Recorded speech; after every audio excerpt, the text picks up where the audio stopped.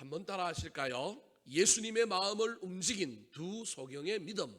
예수님의 마음을 움직인 두 소경의 믿음. 우리나라의 전래 이야기 중에 소경에 관한 유명한 이야기가 있습니다. 바로 심청전에 나오는 심청이의 아버지 심봉사가 그 유명한 사람 중에 한 사람입니다.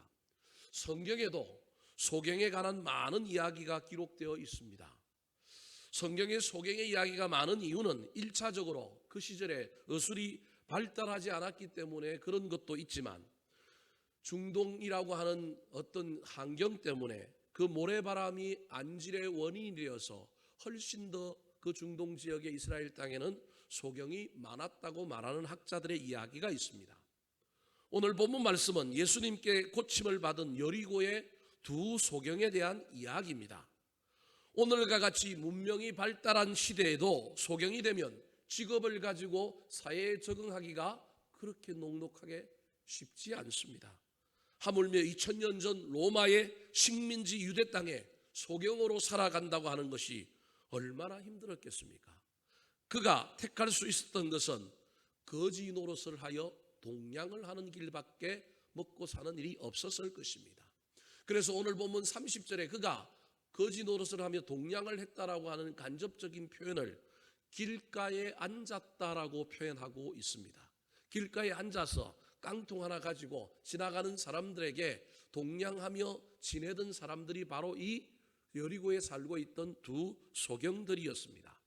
똑같은 본문을 다루고 있는 마가복음에 보면 이 두 소경 중에 한 명의 이름을 기록하고 있는데 바디메오라고 하는 사람이라고 말하고 있습니다.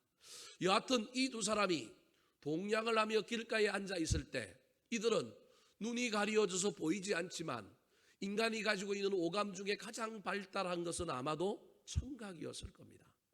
청각, 길을 쫑긋 세우고 그 수많은 사람들이 오고 가면서 하는 이야기에 귀를 기울여서 청각이 얼마나 발달되어 있었는지 모릅니다. 어느 날 그들에게 이상한 이야기들이 들리기 시작합니다. 빅데이터로 분석해보지는 아니하였지만 제일 많이 들렸던 단어가 예수라고 하는 단어였습니다. 갑자기 사람들이 예수 이야기를 하는 거예요. 그가 사람을 고쳤대, 죽은 자를 고쳤대, 안전자가 일어났대. 수많은 이야기들 속에 예수라고 하는 이름을 듣는 순간에 그들의 가슴에 먹먹함이 찾아오면서 어쩌면 예수가 우리도 고칠 수 있을지 모르겠다라고 하는 소망이 생긴 것입니다. 저분이 우리 동네를 지나가면 좋을 텐데, 저분이 나를 만나주면 좋을 텐데, 어디 가면 저분을 만날 수 있을까? 그런 소망을 품고 있던 차에 어느 순간 그 동네에 또 다른 이상한 느낌이, 징조가 보이기 시작했습니다. 육감적으로 사람이 술렁거리고 뭔가 분위기가 어수선하다는 걸 느끼기 시작했습니다. 그리고 그 분위기 속에, 그 움직임 속에 들려오는 이야기 하나가 있는데 예수가 우리 동네에 오셨다라는 겁니다. 그리고 예수가 지금 지나간다라는 겁니다. 사람들의 발걸음과 움직임이 급격하고 그 알지 못하는 공기의 흐름이 엄청난 것을 깨달은 그들은 이때가 기회다. 드디어 예수가 내 앞에 왔구나. 우리 동네에 왔구나. 이 기회를 놓칠 수 없다 싶어서 예수 그리스도를 부르며 자신을 고쳐달라고 간청했습니다. 사람들이 그를 제지하고 떠들지 말고 조용하라고 했음에도 불구하고 간절한 소망을 담아 예수 그리스도를 부르며 우리 주님께 고쳐달라고 때를 썼더니 그때 우리 예수님께서 그들을 불쌍히 여기시고 고쳐주시는 놀라운 이야기가 오늘 본문의 이야기입니다. 그 결론이 바로 34절입니다. 같이 한번 읽어볼까요? 시작. 예수께서 불쌍히 여기사 그들의 눈을 만지시니 곧 보게 되어 그들이 예수를 따르니라. 저 결론과 같은 34절에서 저와 여러분이 유심히 보아야 할 두 개의 단어가 있습니다. 하나는 불쌍히 여기사, 예수님의 마음에 그들의 어떤 행동으로 말미암아 불쌍히 여기는 마음이 갑자기 쑥 들어왔다라는 얘기입니다. 뿐만 아니라 그 불쌍히 여기는 마음 때문에 움직이셔서 그들을 고쳐주셨는데 고쳐주신 방법이 독특합니다. 우리 주님은 능력이 있기 때문에 태초에 천지 만물을 창조하시던 그 하나님과 함께 계셨기에 말로도 고칠 수 있었고 예수님의 치유사역 가운데 수없이 아무 행동도 하지 않고 말로도 고친 일들이 허다합니다. 이제 오늘 본문에 우리 주님께서 얼마나 감동을 먹었던지, 얼마나 그 마음에 연민과 불쌍히 여김이 가득했던지 그냥 말로 고치지 않고 접촉을 합니다. 터치를 합니다. 눈을 만져서 안수 기도를 해 주신 겁니다. 그래서 마음뿐만 아니라 그 마음이 흘러흘러 넘치는 사랑의 어떤 행동으로 눈을 만지고 안수 기도하여 줌으로 말미암아 이 두 소경이 나음을 입는 놀라운 역사가 일어난 겁니다. 그렇다면 여기서 저와 여러분이 생각을 한번 해봐야 합니다. 어떻게 했길래 이 두 소경이 우리 예수님의 마음을 움직였을까? 우리 예수님의 마음에 긍휼함이 넘쳐 흘렀을까? 그것도 그냥 넘쳐 흐른 것이 아니라 얼마나 그 긍휼함이 넘쳐 흘렀던지 손을 대시고 눈이 보이지 않는 소경이 자기 얼굴을, 자기 옷 매무새를, 자기 모양을 정결하게 깔끔하게 했을까요? 때국물이 흐르고 뭔가 좀 정리가 되지 않는 눈인데도 불구하고 지저분하고 위생이 불결하고 분명한 어려움이 있음에도 불구하고 얼마나 마음에 감동을 먹었으면 손을 뻗어서 그 눈에 손을 대시면서 고쳐주셨을까요? 도대체 이 두 소경이 예수님의 마음을 이렇게 움직인 근거는 무엇일까요? 저는 오늘 특별히 이 본문의 말씀을 통하여 이 두 소경이 우리 대한민국이요, 우리 덕양중앙교회요, 저와 여러분일 수 있다는 생각을 해봅니다. 비록 우리는 눈을 멀지 않고 눈을 뜨고 있지만 어쩌면 이 코로나 바이러스로 말미암아 이 사회가 이런 어려움을 겪고 있는데 이 어려움 뒤에 누가 있는지, 무엇이 있는지, 왜 이런 일이 일어났는지를 바라보고 깨닫지 못하는 눈뜬 당달 봉사들이 되어 있는 저와 여러분의 모습이 어쩌면 오늘 본문의 이야기이지 않을까. 이때 저와 여러분이 주님의 마음을 돌이키고 마음을 움직여서 우리 주님이 저와 여러분에게 영의 눈을 띄워주는 놀라운 역사가 일어나서 이 대한민국이 보지 못했던 걸 보고 알지 못했던 걸 알고 우리 교회와 저와 여러분이 다시금 인생 가운데 영안이 떼어져서 하나님께서 고쳐주시고 회복해 주시고 형통케 해주시는 놀라운 일이 일어났으면 좋겠다. 그런 마음으로 이 본문을 가지고 설교하려고 합니다. 사랑하는 성도 여러분, 어찌하여 이 두 소경이 예수님의 마음을 움직이고 예수님께 은혜를 입었을까요? 그 비결이 무엇일까요? 이들은 어떤 신앙생활을 우리 주님 앞에 보여줬을까요? 첫 번째, 예수님의 마음을 움직인 두 소경의 믿음입니다. 따라 하시겠습니다. 장애를 넘어서는 열정적인 믿음. 장애를 넘어서는 열정적인 믿음. 코로나 바이러스로 말미암아 한국 교회가 숫자가 줄어들고 공동체로 모이는 예배가 되지 않고 헌금은 떨어지고 교인들은 점점 신앙에서 희미해져 가고 우리나라는 수출길이 막히고 경제가 일어나지 않고 자영업자들이 다 죽어가고 수많은 어려움이 있는 이때 우리 주님께서 찾아오셔서 우리를 고쳐주시는 놀라운 역사가 일어나려고 한다면 대한민국의 모든 국민들이 우리 덕양중앙교회 교인들이 우리 각자가 삶의 영역에서 어떤 장애를 만나든지 어떤 어려움을 만나든지 그 어려움을 넘어서는 열정 있는 마음, 열정 있는 태도, 열정 있는 믿음이 있어야 하지 않겠습니까? 3이라는 숫자를 좋아하는 우리 정서가 만들어낸 말 중에 이런 말이 있습니다. 누구나 인생을 살다 보면 세 번쯤의 기회는 온다. 돈 벌 기회, 출세할 기회, 사랑을 이룰 기회 등등 무엇이든지 간에 기회는 반드시 온다라는 겁니다. 그걸 우리 인간은 3이라는 숫자를 좋아할 뿐만 아니라 3까지가 우리는 완벽한 기회이기 때문에 적어도 몇 번은 온다고요? 3번은 온다는 거예요. 그 말은 모든 사람들에게 기회는 다 온다는 거예요. 중요한 건 기회가 온 줄 모르고 여기에 눈이 감겨서 모르고 기회가 왔는데도 잡지 못했을 뿐이지 누구에게나 다 기회는 있다라는 말입니다. 그렇다면 누구에게나 찾아오는 이 기회를 잡으려면 어떻게 해야 될까요? 영의 눈이 열려서 기회가 내 앞에 왔다는 걸 알아야 될 뿐만 아니라 아는 것만으로도 부족하고 그 다음에 해야 될 것은 용기를 내어서 그 기회를 붙잡아야 됩니다. 오늘 본문의 이 두 소경이 그들에게 예수 그리스도라고 하는 기회를 깨달았습니다. 깨달았을 뿐만 아니라 예수 그리스도가 자기 앞을 지나간다는 걸 깨달았을 때 그들은 용기를 내어서 예수 그리스도를 부르기 시작했습니다. 30절 말씀 같이 한번 읽어볼까요? 시작. 맹인 두 사람이 길가에 앉았다가 예수께서 지나가신다 함을 듣고 소리질러 이르되 주여 우리를 불쌍히 여기소서 다윗의 자손이여 하니. 기회라고 깨닫는 영적인 분별력이 있어야 우리가 기회를 성공으로 만들 뿐만 아니라 그 기회를 붙잡을 용기가 있어야 합니다. 상황과 환경을 뛰어넘는 용기.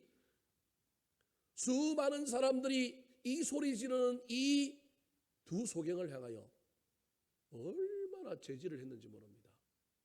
특별히 마가복음에 보면 이 소리 지르는 이 두 소경을 잠잠하게 했던 사람들이 제자들이라고 이야기하고 있습니다. 주님을 모시고 어떤 목적을 향하여 일 중심으로 나아가야 하는데 갑자기 일반인도 아니요, 장애인이, 그 시절에는 장애인이 사람 취급을 못 받았는데 소경 하나가 갑자기 뛰어들어서 예수님의 행로를 방해하니 얼마나 귀찮았겠습니까? 저리 가, 시끄러워, 네가 어디라고 여기를 들어와. 많은 사람들이, 제자들이 방해하기 시작했습니다. 특별히 아마도 이 눈이 보이지 아니하였던 이 두 소경은 청각을 사용하여 들었을 뿐만 아니라 이제는 말하는 이 소리를 사용하여 예수님을 붙잡으려고 평소에도 보다도 더 큰 목소리, 기차 하통을 구워 삶아 먹는 듯한 그 소리로 크게 외쳤기 때문에 많은 사람들이 불쾌하고 많은 사람들이 심히 마음에 어려움이 있었던 것으로 보입니다. 그래서 제지했습니다. 기회를 잡으려면 영적인 분별력도 있어야 되고 용기도 있어야 되지만 용기가 용기로만 끝나는 것이 아니라 용기는 반드시 뭘 만나게 되느냐 하면 장애를 만나게 되어 있습니다. 장애를 넘어서지 못하는 용기는 성공과 형통으로 갈 수 없습니다. 악한 마귀는 용기 있는 자를 무너뜨리려고 장애물을 놓습니다. 31절 말씀 같이 한번 읽어볼까요? 시작. 우리가 꾸짖어 잠잠하라 하되 더욱 소리질러 이르되 주여 우리를 불쌍히 여기소서 다윗의 자손이여 하는지라. 무리가 꾸짖어 잠잠하라. 마가복음에는 제자들이 꾸짖어 잠잠하라고 얘기했습니다. 이때 이 두 소경이 한 행동이 무엇입니까? 제지당하고 비난당하고 이 장애물을 만나니 낙심하여 멈추어 버렸습니까? 포기해 버렸습니까? 아닙니다. 더욱 소리 질러 이르되, 장애를 만날지라도 기회를 온전한 기회로 만들기 위해서는 멈추면 안 됩니다. 더 열정을 내어야 합니다. 온 세계와 대한민국이 코로나 바이러스로 말미암아 환란을 만났습니다. 이 환란을 잘 이겨보려고 우리나라가 애를 써서 안정화 단계에 들어갑니다. 여러분, 그렇다고 장애물이 나타나지 않을까요? 엊그저께 선거했습니다. 그래서 국회의원들 뽑았습니다. 저것들이 이제는 정신을 차려갖고 안 싸우고 나라를 잘 이끌어갈까요? 아니면 또 싸울까요? 뭐 봐야 알겠지만 싸울 가능성이 많습니다. 여야가 협치를 하고 서로 언언하여 이 어려운 국난을 함께 잘 이끌어갈 것이 아니라 여기저기에서 서로 또 악다구니를 물고 싸울 가능성이 있습니다. 우리나라가 이렇게 어려운 일들을 잘 극복하고 나아가지만 또 다른 세계에서 또 다른 어떤 문제가 생기면 얼마나 어려운 일을 겪을지 모릅니다. 이때 멈추면 안 됩니다. 힘들수록 어려울수록 장벽을 만날수록 우리는 이때도 더 열정과 열심을 품어야 합니다. 우리 교인들 가운데도 자영업 하시는 분들, 여러 가지 사업 하시는 분들 얼마나 지금 어려운지 모릅니다. 이때 포기하고 멈추고 좌절하고 낙심하면 안 되고, 이럴수록 더욱 소리질러 하나님께 기도해야 합니다. 이럴수록 더 열정을 가지고 앞으로 나아가야 합니다. 믿음은 좌절하는 것이 아닙니다. 믿음은 멈추는 것이 아닙니다. 사랑하는 성도 여러분, 지금 여러분 인생에 불러도 대답 없는 부러지점은 없습니까? 대답은 그냥 장애물, 우리를 비난하고 우리를 막아서는 반대자들은 없습니까? 그러나 이때 하늘에 계신 우리 아버지께 저와 여러분이 기도해야 합니다. 왜냐하면 반대가 있을 때 더 긍휼히 여기시고 제지를 받을 때 더 마음이 동하셔서 우리 주님이 가시던 길을 멈추어서고 우리에게 오시려고 하는데, 그때 우리가 죽어버리면, 그때 우리가 약해져 버리면 하나님은 오시던 길도 되돌아갈지 모릅니다. 변함없는 열정으로 돌파했으면 좋겠습니다. 우리나라도 이 위기를 극복하여 기회로 만들고 교회도 교인 수가 줄어들고 많은 어려움들이 있지만 이때 이 장애물에 치거나 뒤로 가는 것이 아니라 다시금 열망을 품고 주께 부르짖고 어려움을 만나도 더욱 기도를 붙들고 나아갔으면 좋겠습니다. 사랑하는 성도 여러분, 삶의 현장에서 어떤 어려움이 있습니까?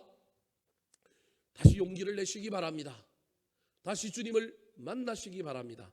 반대를 만나고 장애물을 만나도 치지 마시고 더 큰 열정으로 나아가는 저와 여러분의 남은 인생 되기를 우리 구주 예수 그리스도의 이름으로 축원합니다. 두 번째, 예수님의 마음을 움직인 두 소경의 믿음은 어떤 믿음일까요? 따라 하시겠습니다. 참된 영적 지식으로 고백하는 믿음. 참된 영적 지식으로 고백하는 믿음. 오늘 본문의 주인공인 두 소경이 자신들을 불쌍히 여겨달라고 그리고 고쳐달라고 소리를 지를 때 우리 예수님을 그들이 뭐라고 불렀을까요? 30절 31절 말씀 같이 한번 읽어볼까요? 시작.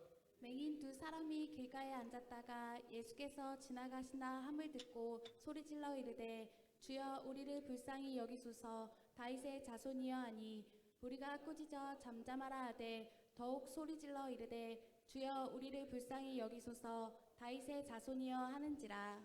두 소경이 예수님을 향하여 말하고 있는 그 말 내용 속에 우리 예수님을 감동시키고 우리 예수님을 인정하고 우리 예수님을 높여드리는 고백이 있다라는 겁니다.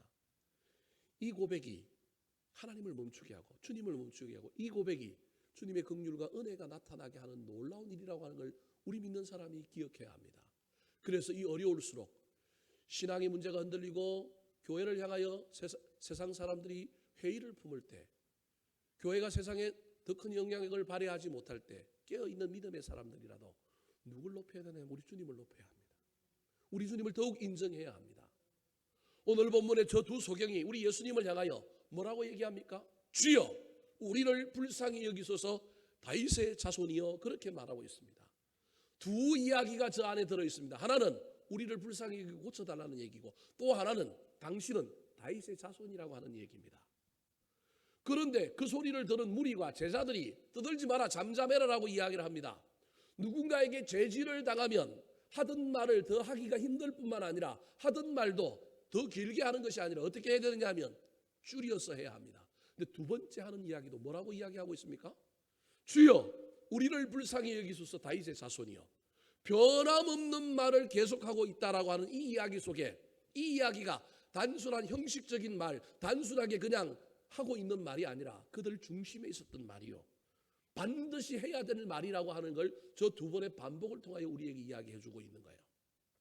앞에 나오는 주여 우리를 불쌍히 여기소서라고 하는 말은 당연히 우리의 소원이니까 할 수 있는 말이지만 저기 뒤에 나오는 다윗의 자손이라고 하는 말은 예수 그리스도를 메시아라고 인정하며 당신이 메시아입니다. 메시아는 당연히 나를 고칠 수 있습니다라고 하는 믿음의 고백이 저 안에 들어있는 겁니다. 저 말에 우리 예수님의 마음이 완전히 감동을 먹은 겁니다. 오늘날 세상이 교회가 믿는 자들이 주님을 높이면 우리 주님을 인정하면 우리 주님의 마음을 감동을 주면 우리 주님께서 교회를 향하여 저와 여러분을 향하여 이 나라를 향하여 머물러서서 우리에게 손을 대시고 우리를 만져주시고 우리를 치유해 주실 것입니다. 그렇다면 저 두 명인에게 저 두 소경에게 어찌하여 저런 믿음이 들었을까요? 주님을 만나본 적도 없고 소문으로만 들었고 오늘 처음 만났는데 그들 마음속에 어찌하여 예수 그리스도에 대한 영적인 지식, 참된 영적인 지식을 가지고 예수 그리스도를 메시아로 높일 수 있었을까요? 우리가 잘 아는 것처럼 예수님은 그 당시 사람들에게 나사렛 예수라고 하는 호칭을 들었습니다. 나사렛이라고 하는 지명은 팔레스타인에서 편견으로 가득 찬 지명이었습니다. 예전에 구약에는 이스라엘 백성들의 피가 섞여 혼혈된 사람들이 살았던 지역, 그래서 멸시받았던 지역이 사마리아였습니다. 그런데 사마리아 못지않게 그 당시 많은 사람들 중에 혼혈로 살았던 지역이 피가 섞여서 유대 정통주의, 핏줄을 중요시하는 이 유대인들에게 아주 경시당하고 아주 비난과 지탄을 받았던 동네가 어디냐 하면 바로 나사렛이라고 하는 동네입니다. 이렇게 얘기하면 조금 어폐가 있지만 오늘날 우리 외국인들이 많이 모여 사는 동네가 안산에 가면 성곡동 이런 지역에 가면 외국인들만 모여 삽니다. 그러는 것처럼 나사렛이 그런 사람들이 모여 사는 거예요. 청결하지도 못하고요, 사회복지도 이루어지지 않고요, 국가의 공권력도 느슨하고요. 그러다 보니까 그 도시가 얼마나 낙후되고 얼마나 많은 사람들에게 지탄의 도시였는지 모릅니다. 얼마나 이 도시가 폄하되고 얼마나 이 도시가 사람들에게 좋지 않은 도시로 이미지가 남겨졌던지 그 당시 이스라엘에 이런 속담이 유행했습니다. 나사렛에서 무슨 선한 것이 날 수 있느냐. 다른 말로 얘기하면 개천에서 용이 나야 하는데 개천에서 용 안 나는 개천도 있다라는 거예요. 절대 용 날 수 없는 개천, 절대 뭔가 새로운 일이 일어날 수 없는 동네, 그 동네가 어디냐면 바로 나사렛이라는 거예요. 이런 나사렛 출신 예수님을 많은 사람들이 바라볼 때 두 가지 감정을 갖고 바라본 거예요. 능력이 많대, 사람을 고친대, 대단해. 근데 어디 출신이라고요? 나사렛 출신이야. 이 두 가지 양가 감정을 가지고 늘 바라본 거예요. 그래서 잘 인정하고 높여주다가도 에이 나사렛 출신인데, 나사렛 사람인데 저 뭐 되겠어? 저러다가 폭삭 사그라들지? 늘 이런 마음을 가지고 바라본 존재가 누구냐면 예수님인 거예요. 그래서 많은 사람들이 예수를 향하여 나사렛 예수, 나사렛 예수 불렀는데 이 두 소경은 예수님을 향하여 이 용어를 쓰지 않고 뭐라고 쓰고 있어요? 다윗의 자손이라고 하는 용어를 쓰는 거예요. 다른 말로 하면 메시아라는 거예요. 당신이 그 구약에 예언되고 예비되었던 메시아입니다. 왜 이렇게 얘기할 수 있었을까요? 이렇게 표현할 수 있었던 실마리 오늘 본문에 나오지는 않지만 이들이 예수 그리스도를 메시아라고 이해했던 중요한 이해의 근거가 바로 이사야서의 메시아를 예언한 구절과 관련이 있습니다. 이사야서 35장 5절 말씀 같이 한번 읽어볼까요? 시작. 그때 맹인의 눈이 밝을 것이며 못 듣는 사람의 귀가 열릴 것이며. 이사야 35장에 메시아가 누군가, 메시아가 오면 어떤 일이 일어나는 걸 이야기하는 거예요. 그 다음에 저 뒤에 가면 우리가 폐속으로 부르는 이야기 나오잖아요. 어린아이가 사자굴에 손 놓고 뱀이 독수리에 손 놓고 뭐 이런 얘기가 나오는 이야기가 저기 뒤에도 나온단 말이에요. 메시아가 오면 일어나는 현상이 일어나는데 그 메시아가 여러 가지 사역하는 것 중에 특별히 치유 사역을 할 건데 그 중에 누가 나음을 입는다고요? 맹인이 눈이 밝을 것이며 못 듣는 사람의 귀가 열릴 것이며 많은 치유와 이적 사역을 행할 때 그 중에 넘버원이 뭐라고요? 맹인이 눈을 뜨는 거라는 거예요. 어쩌면 이것을 통하여 저분이 메시아다. 저분이 메시아라고 한다면 맹인인 나의 눈을 뭐 할 수 있다? 뜨게 할 수 있다. 이 믿음이 이들 속에 있었던 겁니다. 예수님보다 6개월 먼저 와서 예수님이 오실 길을 예비하고 예수 그리스도를 온 세상에 소개하며 보라 세상 죄를 지고 가는 어린 양이라고 이야기하며 자기의 제자들을 대부분 예수님께로 흡수 통합시켰던 세례 요한. 이 세례 요한이 헤롯의 감옥에 갇히게 되었습니다. 헤롯이 자기 동생의 아내를 빼앗아서 아내로 삼는 바람에 율법에 어긋났다고 지적하므로 감옥에 갇혀서 사형될 위기에 놓여 있는데 그가 감옥에 가만히 있어서 예수 그리스도의 이야기를 들어보니까 자기가 분명히 메시아인 줄 알고 사람들에게 소개하고 선포하고 나는 심지어 저분의 신발끈을 맬 자격조차 없는 사람이다. 나는 물로 세례를 주지만 저분은 성령으로 세례를 줄 거다. 그렇게 예언했는데 저분이 메시아인지 아닌지 긴가민가한 거예요. 그래서 너무 의심과 회의가 찾아와서 학의를 해보고 싶어서 제자 하나를 예수님께 보냅니다. 마태복음 11장 2절 3절 말씀 같이 한번 읽어볼까요? 시작. 요한이 옥에서 그리스도께서 하신 일을 듣고 제자들을 보내어 예수께 여짜오되 오실 그이가 당신이 오니이까 우리가 다른 일을 기다리오리이까. 분명히 당신이 메시아인 줄 알고 내가 봤는데 지금 의심이 들고 회의가 찾아오니 나한테 대답 좀 해주세요. 당신이 오실 그이 메시아가 맞습니까? 그랬더니 우리 예수님이 맞으면 맞다고 대답하면 되는데 우리 예수님이 직설법으로 대답하지 않고 풀러서 얘기합니다. 뭐라고 대답했을까요? 4절 5절 말씀 같이 한번 읽어볼까요? 시작. 예수께서 대답하여 이르시되 너희가 가서 듣고 보는 것을 요한에게 알리되 맹인이 보는 못 걷는 사람이 걸으며 나병한 자가 깨끗함을 받으며 못 듣는 자가 들으며 죽은 자가 살아나며 가난한 자에게 복음이 전파된다 하라. 메시아가 오면 이런 일이 일어나는데 이런 일이 일어났지. 그러니 내가 메시아다라고 하는 이야기를 저렇게 둘러서 얘기를 하는 거예요. 근데 그 이야기에 제일 처음 나오는 대상이 누구예요? 맹인이 보며 못 걷는 자 사람이 걸으며. 이 모든 이야기를 통하여 맹인들은 특별히 우리의 눈을 뜨게 해주는 자는 누구다? 메시아다. 그 믿음을 가지고 예수 그리스도라가 당신이 메시아입니다라고 예수 그리스도를 인정하며 높여주는 겁니다. 이게 예수님의 마음을 사는 겁니다. 그때 예수님이 가던 길을 멈추고 그들을 불쌍히 여기시고 그들에게 손을 대어 나를 인정하고 나의 존재를 알고 나를 높이는 그 두 소경에게 예수님께서 은혜를 베푸시는 것입니다. 사랑하는 성도 여러분, 코로나 바이러스로 어려움을 겪고 있고 나라가 국난을 당하고 경제가 어렵고 세상에 많은 사람들이 어려움을 겪는 이때에 저와 여러분이 진정 예수님을 믿는 사람이라고 한다면, 저와 여러분이 정말로 믿음 안에 있는 사람이라고 한다면, 그래도 깨어있는 믿음의 사람들이 세상에 잘 보이고 세상에 무슨 일을 하는 것도 중요하지만 이 모든 문제 뒤에 우리의 영안이 열려서 주님이 있다고 한다면, 하나님의 어두가 있다고 한다면 우리가 그분의 마음을 사야 하지 않겠습니까? 우리가 그분을 인정하고 그분을 기쁘게 해야 하지 않겠습니까? 믿음의 사람들이 더욱 깨어있어서 하나님을 의지하고 주께 나아가 당신이 세상의 주인입니다. 당신이 구세주입니다. 이 일들을 통하여 당신이 계획하신 일들이 있고 우리에게 알려주실 일들이 있음을 믿습니다. 우리는 당신만을 의지합니다. 여러분, 그때 주님께서 이 한반도를 향하여, 우리 덕양중앙교회를 향하여, 우리 믿는 자들을 향하여 가던 길을 돌이키시고 머물러 서서 은혜를 베풀어 주시는 놀라운 역사가 일어나지 않겠습니까? 이때 저와 여러분이 해야 할 일들이 더욱 주님을 의지하고 주님을 인정하고 주님을 높이는 신앙생활을 해야 하지 않겠습니까? 참된 영적 지식을 가지고 우리 주님께, 주님 사랑합니다, 주님밖에 없습니다, 의지할 리가 주님밖에 없습니다, 모든 우리 인생의 문제는 당신이 해결할 수 있습니다, 그 주님께 사랑을 고백하고 예배하며 나아가는 저와 여러분 되기를 우리 구주 예수 그리스도의 이름으로 축원합니다. 마지막으로 예수님의 마음을 움직인 두 소경의 믿음은 어떤 믿음일까요?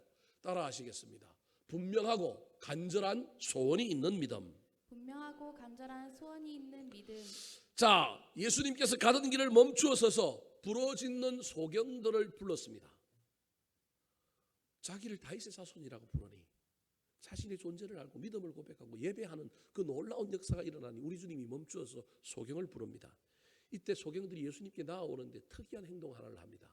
오늘 본문에는 등장하지 않지만 똑같은 본문을 다루고 있는 마가복음 10장 50절에 이들이 했던 독특한 행동 하나가 바로 겉옷을 벗어버리고 예수님을 쫓아가는 겁니다. 자, 마가복음 10장 50절 말씀 같이 한번 읽어볼까요? 시작.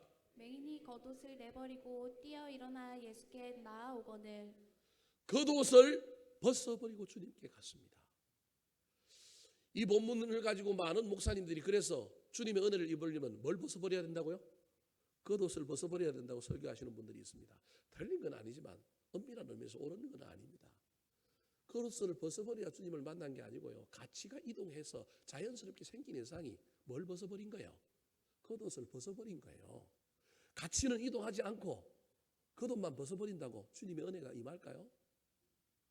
겉옷은 생명을 의미합니다. 이스라엘 백성들에게 겉옷은 이 얼마나 중요한 건지 모릅니다. 모세의 율법에 의하면 돈이 없는 사람이 먹고 사는 문제 때문에 전당포에 전당물을 잡힐 때 뭘 잡혔느냐면 겉옷을 잡혔어요. 우리 같으면 겉옷 안 받아줄 텐데, 명품 아니면 안 받아줄 텐데 그 당시에는 겉옷을 받아줬단 말이에요. 그리고 돈을 받아가서 그 돈을 갖고 입에 풀칠하고 먹다가 저녁이 됐는데, 저녁이 되면 이 전당포에 겉옷을 맡겼던 사람이 다시 전당포에 와서 뭐 달라 그래요? 겉옷 달라 그래요. 그러면 돈도 안 갖고 왔는데 전당포 주인은 당연히 뭘 줘야 돼요? 겉옷을 줘야 돼요. 왜냐하면 일교차가 너무 심하여 겉옷이 없으면 아사, 얼어서 동사, 죽을 수밖에 없는 그런 기후를 갖고 있는 데가 이 팔레스타인이란 말이에요. 그래서 모세의 율법에는 비록 돈을 갖고 오지 아니하였을지라도 옷을 전당 잡혔으면 그 옷을 나누어 주는 것이 옳다라는 거예요. 다시 주는 것이 옳다라는 거예요. 그처럼 겉옷은 생명입니다. 그렇다면 저 두 소경이 겉옷을 버리고 주님께 나아갔다라고 하는 말은 어떤 의미가 있나요? 그냥 단순히 겉옷 버렸으니까 오늘 겉옷 버려라, 주님 만나는데 그 주장스러운 모든 겉옷을 버려라, 그렇게 설교해서 여러분도 이제 오늘부터 이제 겉옷 버리고 이제 여러분 겉옷과 해당되는 여러분의 삶의 모든 걸 다 벗어버리는 것이 우리 주님을 만나고 은혜를 입는 길일까요? 저 겉옷을 버렸다라고 하는 의미는 주님께 나아가는데 겉옷이 걸리적거리니까 벗어버리고 간 것이지만, 실제로는 겉옷보다 더 중요한 분이 누구라는 거예요? 주님이라는 거예요. 겉옷이 중요한 게 아니라 주님 만나서 내가 지금 뭐 하는 게 중요하냐면 고침을 받는 것이 중요하다. 겉옷보다 더 가치 있는 것이 누구냐면 주님이라는 거예요. 겉옷보다 더 중요한 것이 뭐냐면 내가 고침받는 건데, 생명과 같은 겉옷을 포기하고라도 내가 이 주님 만나서 반드시 이것을 고치겠다라고 하는 분명한 목표, 분명한 가치가 이 안에 있는 거예요. 저와 여러분이 신앙생활하고 저와 여러분이 기도를 하고 저와 여러분이 어떠한 일을 할 때 들어줘도 좋고 안 들어줘도 좋고 만나도 좋고 안 만나도 좋고 이게 아니라 오로지 만나야 하는 거예요. 오로지 이분이어야 하는 거예요. 오로지 이거여야 하는 거예요. 그래서 가치가 이동해오니 그동안 최고의 가치였던 겉옷은 어떻게 합니까? 벗어버려진 거예요. 내가 의도적으로 벗은 게 아니라 자연스럽게 벗어진 거예요. 그래서 겉옷보다 더 큰 가치 예수 그리스도, 겉옷보다 더 큰 가치 내가 눈뜨는 그 가치, 그 분명한 목표, 그 소원을 가지고 누구에게 나아가느냐 하면 주님께 나아가는 것입니다. 여러분, 그때 우리 주님께서 이 나온 이 자들을 향하여 여러분 겉옷까지 벗고 왔으니, 그 중요한 가치를 놓고 왔으니 우리 주님께서 얼마나 마음이 기쁘겠어요. 이 두 소경을 향하여 뭐라고 얘기하셨습니까? 자, 오늘 본문 32절과 33절입니다. 시작. 예수께서 머물러 서서 그들을 불러 이르시되 너희에게 무엇을 하여 주기를 원하느냐? 이르되 주여 우리의 눈 뜨기를 원하나이다. 저 32절과 33절의 제일 중요한 단어는 머물러 서서라고 하는 단어입니다. 여러분, 주님의 마음에 감동을 주면, 멋진 신앙의 고백을 하면, 장애를 넘어서고 용기를 내어 우리 주님을 부르면 우리 주님이 가는 길을 머물러 선다니까요. 지금 우리 주님이 이 지구에 머물러 서야 합니다. 지금 우리 주님이 우리 대한민국에 머물러 서야 합니다. 지금 우리 주님이 가는 길을 머물러 서서 저와 여러분의 인생 가운데 머물러 서야 합니다. 그때 우리 주님이 저와 여러분에게 묻는 이 질문에 명확한 소원을 가지고 있어야 합니다. 무엇하여 주기를 원하느냐? 그랬더니 뭐라고 얘기해요? 눈 뜨기를 원합니다. 어쩌면 지금 하나님께서 우리 대한민국의 모든 교회와 믿는 자들을 향하여 이 음성이, 이 강구가 나오기를 기다리고 있는지도 모릅니다. 우리는 그냥 돈 많이 주십시오. 그럼 그 돈 갖고 내가 눈 고치겠습니다. 근데 우리 주님이 지금 뭐라고, 무슨 답을 원하느냐면 뭐 뜨기를 원한다고요? 눈 뜨기를 원합니다. 제발 우리 영안이 떠서 지금 우리에게 벌어진 일이 뭔지, 우리가 무엇 문제가 있는지, 우리가 무엇을 바라봐야 하는지 눈 뜨기를 원하시는 이 정답을 우리 주님이 기다리고 있는지도 모릅니다. 분명한 소원, 분명한 가치를 가지고 누구에게 나가느냐? 우리 주님께 나아갔더니 우리 주님께서 그 분명한 간절한 소원을 일으켜 주셔서 눈을 뜨게 해줬어요. 여러분, 눈 뜨게 해줬으니까 이제는 뭐 찾을 수 있어요? 그것도 찾을 수 있어요. 여러분, 벗어 넣고 왔지만 그 겉옷 없어지는 게 아니고 겉옷 다시 뭐 할 수 있어요? 찾을 수 있어요. 겉옷만 찾아요? 뭐도 찾을 수 있어요? 깡통도 찾을 수 있어요. 눈 뜨면 직업도 찾고, 눈 뜨면 살 길도 찾고, 눈 뜨면 다 해결되는 거예요. 사실은 눈 뜨지 않으니 깡통 어디 있는지 찾아야 돼. 눈 뜨지 않으니 겉옷 어디 있는지 찾아야 돼. 지금 우리 대한민국이, 교회와 저와 여러분이 어쩌면 눈 뜨지 않고 겉옷 붙들려고, 겉옷 찾으려고, 깡통 찾으려고 애쓰고 있는지도 모릅니다. 이 어려운 시절에 저와 여러분의 신앙에 눈을 뜨고 하나님이 왜 이런 일들을 주셨는지, 왜 우리 공동체에 이런 어려움을 주셨는지, 이 속에 우리가 해야 할 일이 무엇인지를 잘 깨닫고 주님 앞에 나아가서 다시금 장애를 넘어서서 주님 앞에 간절히 나아가서 어떤 어려움을 만나도 부르짖고 우리 주님의 마음을 기쁘게 하는 영적인 신앙 고백의 그 믿음, 그 예배를 우리 주님 앞에 올려드리므로 우리 주님이 가던 길을 머물러 서서 우리에게 네 소원이 뭐냐?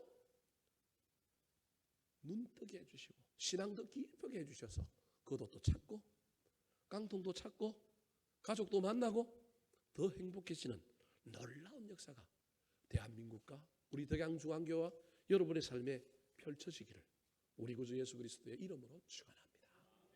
한번 따라 하실까요? 예수님의 마음을 움직인 두 소경의 믿음. 예수님의 마음을 움직인 두 소경의 믿음. 장애를 넘어서는 열정적인 믿음. 장애를 넘어서는 열정적인 믿음. 참된 영적 지식으로 고백하는 믿음. 참된 영적 지식으로 고백하는 믿음.